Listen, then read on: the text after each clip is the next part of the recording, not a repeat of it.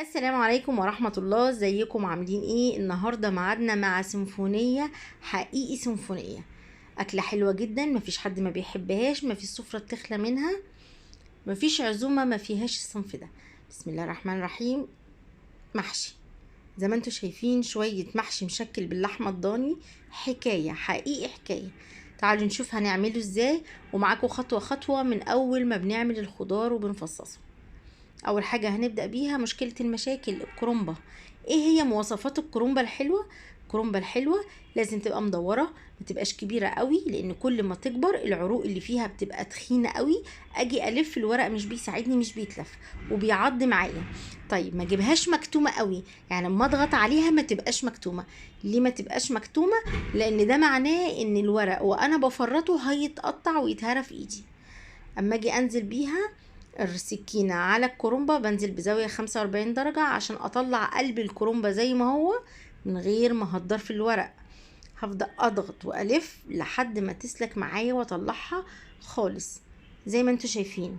اروح بقى على النار، حلة كبيرة بغلي فيها مية، سقط الكرومبة زي ما هي، احطها شوية على الوش وشوية على الظهر، لان من فوق العروق اتخن من تحت، فمعناها كده ان هي هتحتاج مية كتير علشان تستوي فوق زي تحت. افضل احطها شويه كده وشويه كده، وكل دقيقه اشد كام ورقه اطلعها. بصوا لونها بدأ يغير ازاي، ده معناها ان هي استوت. وهي لما بتتحط على بعضها كمان اوراق الكرنب بتستوي كمان. ولما نطلعها ونقطعها ونبدأ نحشي ونلف ونسويها برضو هتستوي.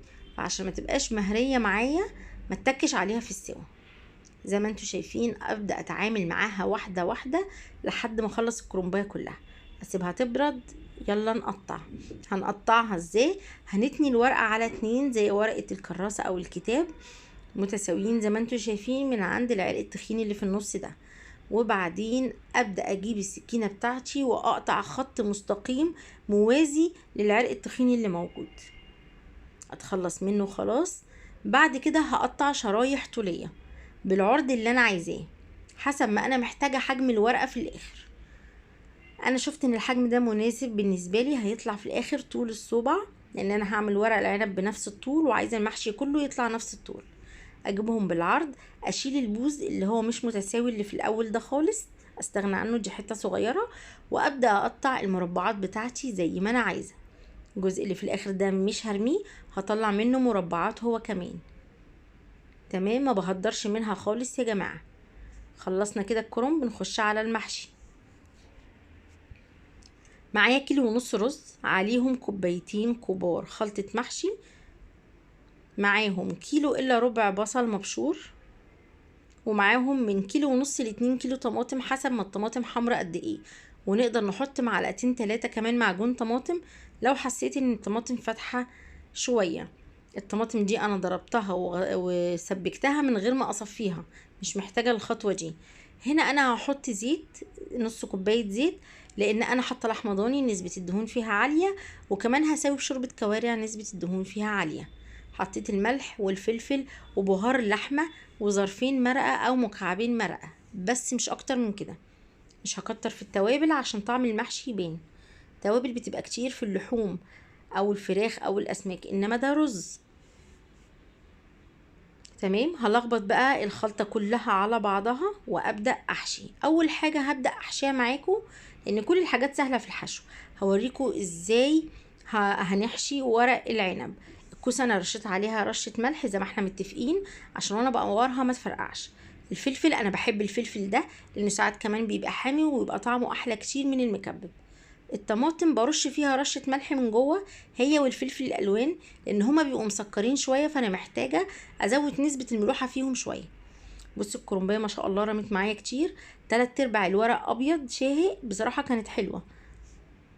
معايا بقى كيس تلاجة هفرد عليه ورقة العنب واوريكم ازاي انا احشيها.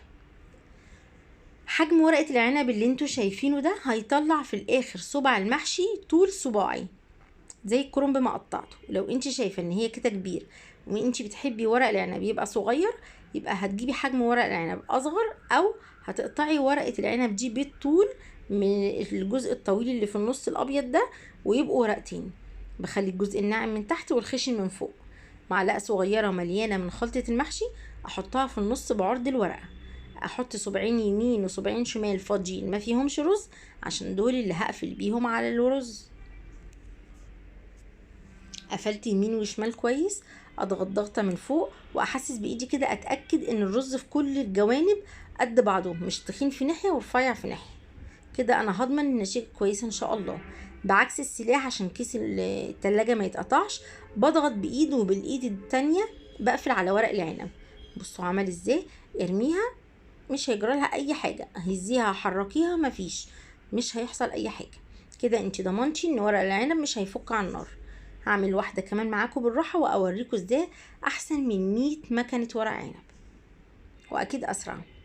فردت الورقة وحطيت الرز بطريقة عرض الورقة عكس اتجاه ورقة العنب، حطيت صباعين يمين وشمال فاضيين، خلاص مظبوط. ابدأ اقفل على الرز، قفلت عليه كويس، ومن فوق كمان بلف لفة، بضغط بصوابعي عشان اتأكد ان انا قفلت اول قفلة دي كويس، واتأكدت ان كمية الرز واحدة من كل الجوانب. بظهر السلاح احط ايدي على ورق العنب واشد بالايد التانية، هتتلف معايا لفة لا يمكن تفتح اهي. هخلص بقى كل الكمية دي وخلصت كمان كل المحشي. امسك الكوسة او البدنجان او الفلفل، اتك عليه احسه طري. طري دي معناها ان هي مش مضغوط رز زيادة عن اللازم عشان ما يفرقعش على النار. حاجة كمان ان انا لازم اسيب في الكوسة والبدنجان والفلفل والطماطم زي عقلة صباع فاضية، لان الرز لما هيستوي هينفش شوية، عشان ما الاقيش الحلة في الاخر مليانة رز. بقى معايا شوية خلطة، جبت بصلتين بيض قطعتهم من النص، لازم ابيض يا جماعه مش هينفع احمر، لحد النص، وحطيتهم في ميه مغليه لمده 3 دقايق بالظبط، 3 دقايق واطفي. كل اللي انا محتاجه ان الورقه تبقى طريه اعرف الفها معايا، انا مش بسويه ولا حاجه. هقشر كل الورق اللي ينفع يتحشى واحس ان حجمه معقول للحشو، وبعدين جوه الورقه في شريطه شفافه كده رفيعه ورقه، دي في الاكل مش الطف حاجه يعني، بتبقى مش حلوه وبتشد معايا وانا باكل، فياريت اسلكها. انضف بقى كل كده الورق يبقى جاهز للحشو زي ما انتم شايفين، وابدا الف ومش بيفك، ما تخافوش، مستوي كويس جدا ما فيهوش اي حاجه، وطعم وجميل ومختلف. بصوا لفتها ازاي، هوريكم واحده كمان